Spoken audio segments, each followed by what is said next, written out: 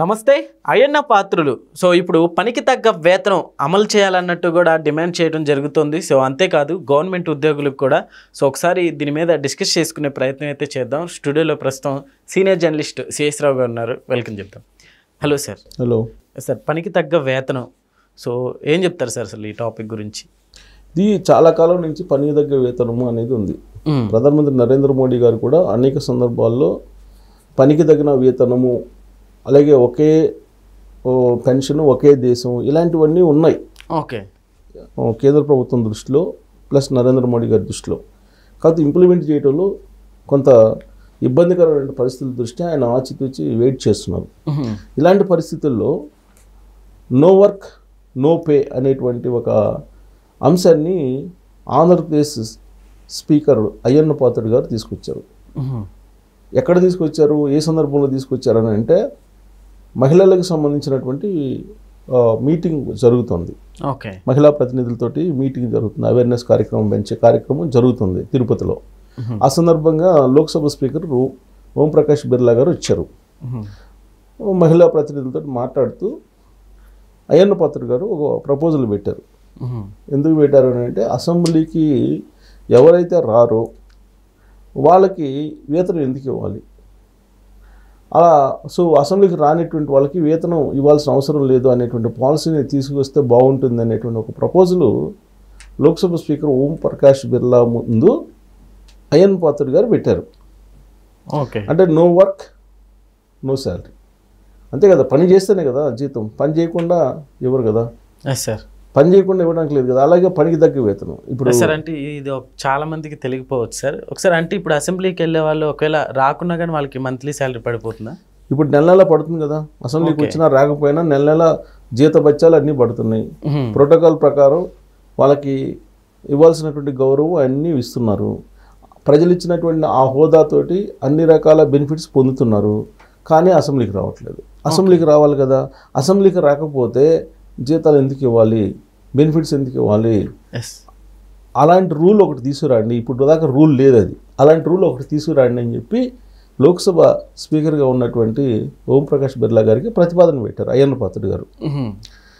ఎందుకు పెట్టారు అని అంటే, ఆంధ్రప్రదేశ్లో ఉండేటువంటి పరిణామాల దృష్ట్యా ఆయన పెట్టారు. ఇప్పుడు 15 నెలలు అయింది కొత్తగా కూటమి ప్రభుత్వం ఏర్పడి. అప్పటి నుంచి వైఎస్ఆర్ కాంగ్రెస్ పార్టీకి సంబంధించినటువంటి 11 మంది ఎమ్మెల్యేలు హాజరు కావట్లా. ఓకే. ఇప్పుడు వాళ్ళని ఏం చేయాలి? వాళ్ళ మీద అనర్హత వేటు వేయాలా, లేదంటే వాళ్ళకి జీతాలు ఆపాలా, బత్యాలు ఆపాలా, ప్రోటోకాల్ ఇవ్వకుండా ఆపాలా అని ప్రశ్న ఆయన ముందు. ఇప్పుడు ఏం చేయాలి? స్పీకర్ హోదాలో ఏదో ఒకటి చేయాలి. పని చేయకుండా అయితే వేతనం ఇవ్వడం కరెక్ట్ కాదు కదా. ప్రజా సంపద కదా. ప్రజల సొమ్ముతోటి వీళ్ళు జీతాలు తీసుకుంటున్నారు. ఉద్యోగులు కానీ, లేదా రాజకీయ నాయకులు కానీ జీతాలు కానీ, పెన్షన్లు కానీ తీసుకుంటున్నారు. మరి అలాంటప్పుడు పని చేయకుండా ఎలా ఇస్తారు?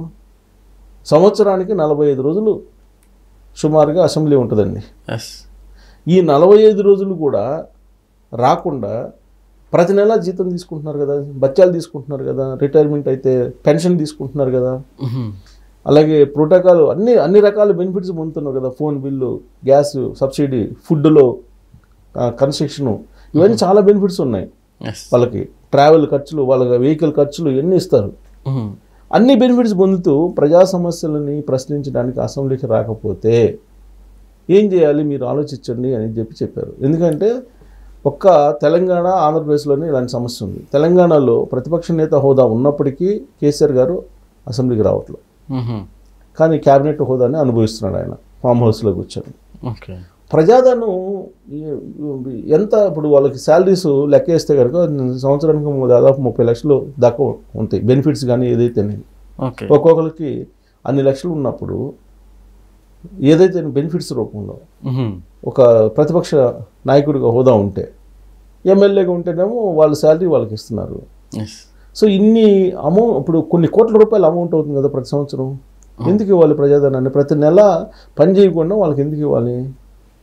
అసెంబ్లీకి కూడా రానటువంటి వాళ్ళకి జీతాలు ఎందుకు ఇవ్వాలి? ఎందుకు ఇవ్వాల్సిన అవసరం ఉంది? దీని మీద ఒక రూలింగ్ తీసుకురావాలి. ఒక రూల్ తీసుకొచ్చి మొత్తం దేశవ్యాప్తంగా దాన్ని అమలు చేయాలనేటువంటి ఒక ప్రపోజల్ అయ్యన్న పాత్రుడు గారు పెట్టారు. ఇక దీన్నే యాక్చువల్గా నరేంద్ర మోడీ గారు సెకండ్ టైం ప్రధానమంత్రి అయినప్పుడు పనికి తగ్గ వేతనము అనేటువంటిది ఒకటి పెట్టారు. అంటే ఈ ఎంప్లాయీస్, ప్రభుత్వ ఉద్యోగులకు సంబంధించిన ఎంప్లాయీస్ యొక్క పనితీరు ఆశించిన మేరకు లేదు అనేది కేంద్ర ప్రభుత్వం గుర్తించింది. అందుకే ఆయా రాష్ట్రాల్లో ఉండే ప్రభుత్వ ఉద్యోగులకి ట్రైనింగ్ ఇవ్వడానికి కూడా వాళ్ళు ఏర్పాట్లు చేశారు. ఆ ట్రైనింగ్ ఇవ్వడానికి ఏర్పాట్లు చేసినప్పుడు అత్యధికంగా ఆ యాప్లో నమోదు చేసుకున్నటువంటి వాళ్ళు ఆంధ్రప్రదేశ్కి సంబంధించిన ప్రభుత్వ ఉద్యోగులు. ఓకే, నైపుణ్యం లేనటువంటి ప్రభుత్వ ఉద్యోగులు ఎక్కువ మంది ఉన్నారనేది గుర్తించారు. నైపుణ్యం ఉన్నా లేకపోయినా జీతాలు మాత్రం పెరుగుతున్నాయి, వాళ్ళకి జీతాలు మాత్రం ఇస్తున్నారు, బత్యాలు ఇస్తున్నారు, పెన్షన్లు ఇస్తున్నారు, అన్ని రకాల బెనిఫిట్స్ ఇస్తున్నారు, రక్షణ ఉంది వాళ్ళకి. మరి ఇన్ని రకాలుగా వెసులుబాట్లు కల్పిస్తున్నప్పుడు దానికి తగినటువంటి నైపుణ్యంతో పనిచేయాలి కదా, వీళ్ళు పని చేయలేకపోతున్నారు. అందుకే నరేంద్ర మోడీ గారు పనికి తగ్గ వేతనం అని చెప్పి ఒక కాన్సెప్ట్ అనుకున్నారు. బట్ అది ఇంప్లిమెంటేషన్ చేయలేకపోతున్నారు. ఎందుకు ఇంప్లిమెంటేషన్ చేయలేకపోతున్నారంటే ఎగ్జిక్యూటివ్ సిస్టమ్ అనేది ఒక బలమైనటువంటి సిస్టమ్. మనకి రాజ్యాంగంలో ఆ ఎగ్జిక్యూటివ్ సిస్టమ్కి అంత పవర్స్ ఇచ్చారు.